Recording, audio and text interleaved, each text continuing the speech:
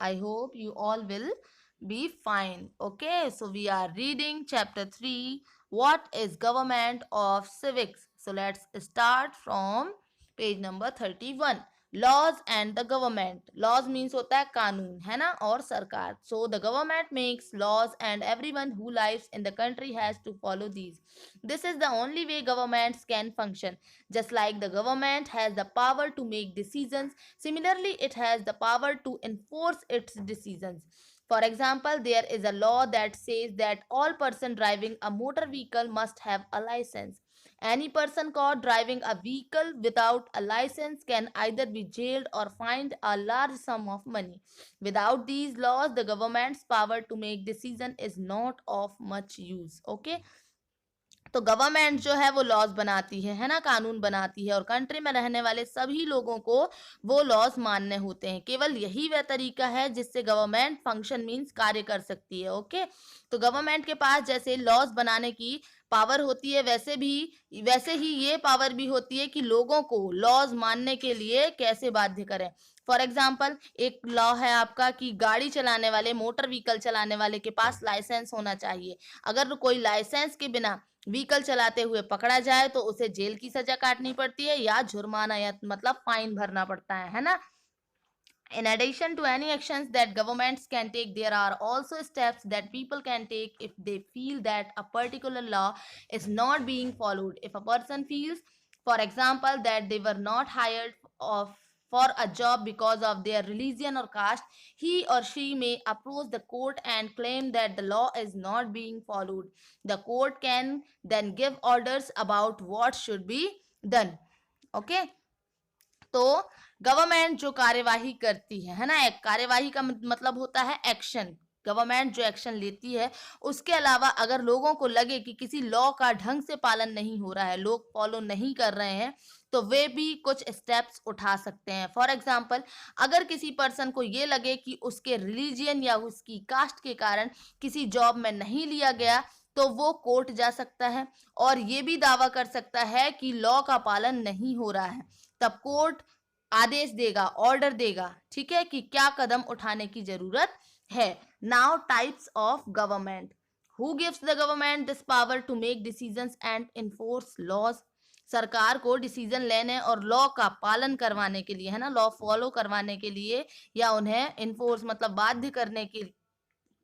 बाध्य बनाने की पावर कौन देता है ना. तो इस क्वेश्चन का आंसर इस बात पर डिपेंड करता है कि उस कंट्री में कैसी गवर्नमेंट है. ठीक है. लोकतंत्र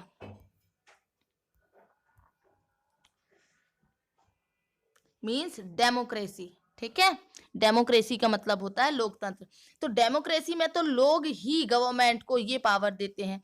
लोग ऐसा जो है वो इलेक्शन के माध्यम से करते हैं. वे अपनी पसंद के लीडर को, है ना, अपनी पसंद के लीडर को वोट देकर चुनते हैं और एक बार चुन लिए जाने के बाद यही लोग गवर्नमेंट बनाते हैं. तो डेमोक्रेसी में गवर्नमेंट को अपने डिसीजंस और लिए गए स्टेप्स का बेस बताना होता है और सफाई देनी होती है. ठीक है. और एक दूसरे तरह की भी गवर्नमेंट होती है जिसे हम राजतंत्रीय सरकार मींस मोनार्ची कहते हैं. Okay, another form of government is monarchy, राजतंत्रीय सरकार. इसमें किंग और क्वीन, है ना, राजा या रानी के पास डिसीजन लेने और गवर्नमेंट चलाने की पावर होती है. तो किंग के पास मोनार्च होते हैं. मोनार्च मतलब होता है, सॉरी, किंग के पास नहीं, मोनार्च जो राजा होता है ना, उसके पास लोगों का एक ग्रुप होता है, सलाहकार कहा जाए, ठीक, जिसे, है ना. तो सलाहकारों का एक छोटा सा ग्रुप होता है जिससे वो डिफरेंट इश्यूज पर डिस्कशन करते हैं. ठीक है. और लास्ट डिसीजन लेने का पावर उसी के पास रहता है. डेमोक्रेसी के समान ही मोनार्ची में, है ना, किंग और क्वीन को अपने डिसीजन के बेस नहीं बताने पड़ते हैं और ना ही अपने डिसीजंस की सफाई देनी पड़ती है. ठीक है. सफाई का मतलब यहाँ डिफेंड होता है ना, defend the decision they take. जो डिसीजन वो लेते हैं उन्हें सफाई नहीं देनी होती है. किनको? मोनार्ची में मोनार्च को, है ना, किंग या क्वीन को अपनी सफाई नहीं देनी होती है। और वहीं डेमोक्रेसी में जो लीडर्स होते हैं उनको ये सब करना होता है। अब नीचे ये कुछ क्वेश्चंस दिए हुए हैं, इन क्वेश्चंस को आप पढ़ेंगे, ठीक है, और उसके बाद अपने आंसर्स देंगे, उसका रीजन भी बताएंगे। ओके, जैसे एक क्वेश्चन दिया, do you think it is important for people to be involved in decisions that affect them, give 2 reasons for your answer. Democracy में, है ना, लोकतंत्र में जो है लोगों की भागीदारी, जो इन्वॉल्व रहते हैं वो, है ना, उन डिसीजंस को लेने में इम्पॉर्टेंट है जो उनको प्रभावित करते हैं, अफेक्ट करते हैं। तो क्या आप इससे सहमत हैं? तो अपने जो आंसर है, जो आप आंसर देंगे, उसके 2 रीजंस देना है आपको, ठीक है। तो ऐसे ही नीचे और क्वेश्चंस दिए हुए हैं, वो आप लोग करेंगे। Okay, now democratic government. Democracy का मतलब मैंने आपको बताया, लोकतांत्रिक, है ना, जो लोगों के द्वारा चुना जाता है, ठीक है, लोगों के द्वारा लीडर चुना जाता है और उसके बाद उसका शासन हमारे देश में होता है। तो डेमोक्रेटिक गवर्नमेंट के बारे में हम पढ़ेंगे। Okay, India is a democracy. This achievement is the result of a long and eventful struggle of the Indian people. There are other places in the world there where people have also struggled to have democracies. You now know that the main feature of a democracy is that the people have the power to elect their leaders. So in a sense, a democracy is ruled by the people. The basic idea is that people rule themselves by participating in the making of these rules. तो भारत जो है एक democracy है, ठीक है।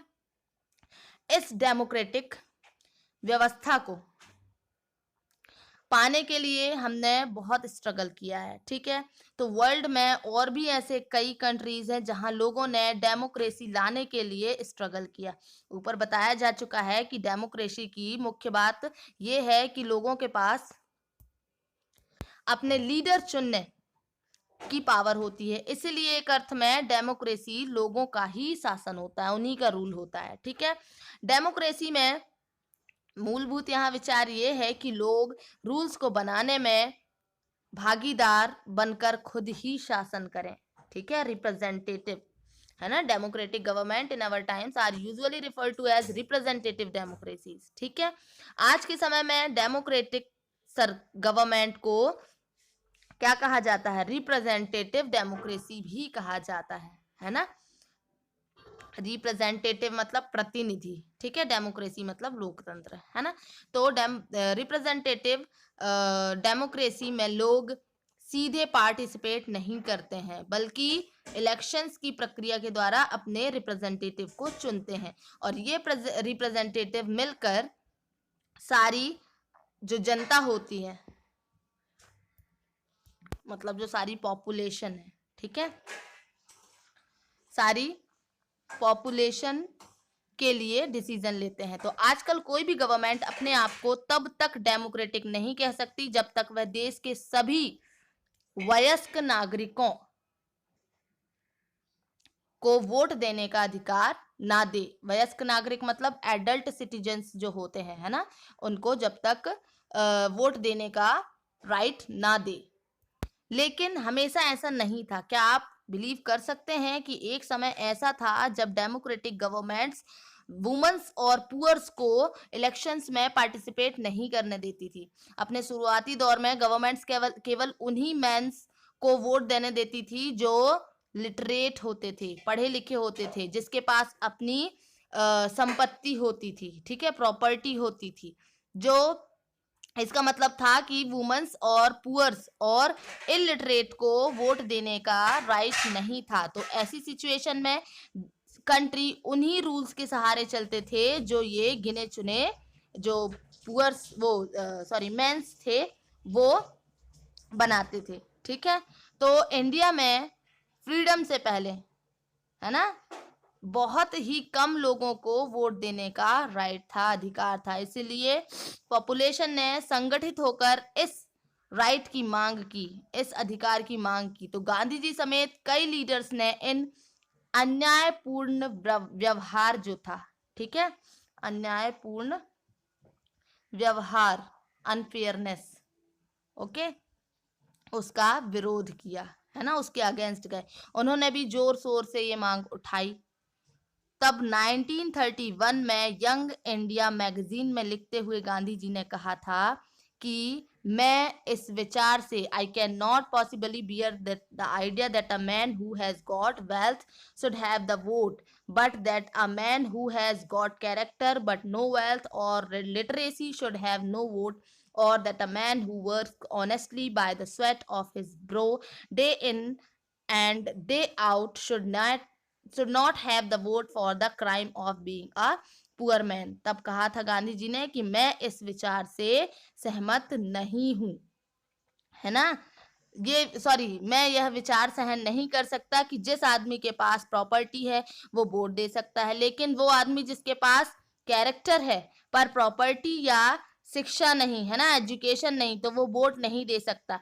या जो दिन भर अपना पसीना बहाकर ईमानदारी से कमाता है, ऑनेस्टली वर्क करता है ना, और वो वोट नहीं दे सकता क्योंकि उसने पुअर पर्सन होने का क्राइम किया है। ठीक है,